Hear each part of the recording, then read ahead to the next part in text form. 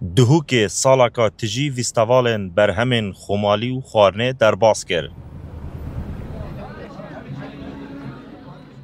ده اف سالا دا لسنور پارزگاه دهوک زیدتر لپنج ویستوالا هاتن رخستن و هجمارا سردانی کرا نزیکی 9 میلیون کسان بود.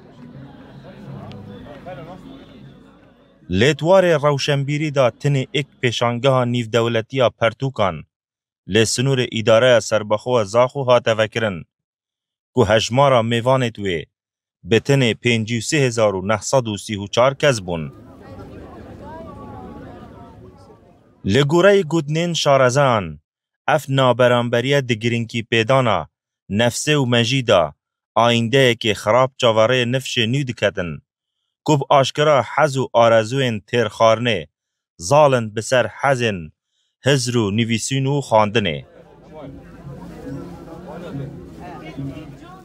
جواک ناسک جی ادت دیار کرن که جواک ما پتر حش خوارنه و ویستوالن برهمین کردی دکت و دیار دکت حتی نها خواندن و کرینا کتابان نبویا کلتور دناف جواک ما دا و اوه مترسیکا مزنه بو سرتاکن جواکی.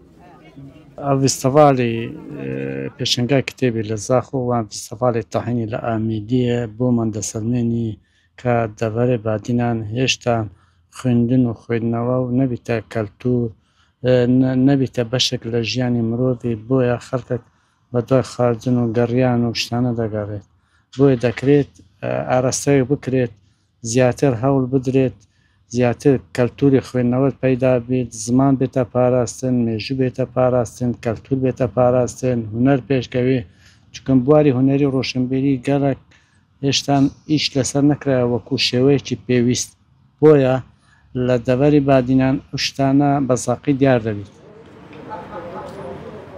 دوکرنا ایکم پیشانگاه و دوماهیک پیشانگاه کتابان ده افسالا دا لسنور پارزگاه دهوکه بتن 37,263 پرتوک هاتین فروتن لپیشانگاه نیو دولتیا زاخو.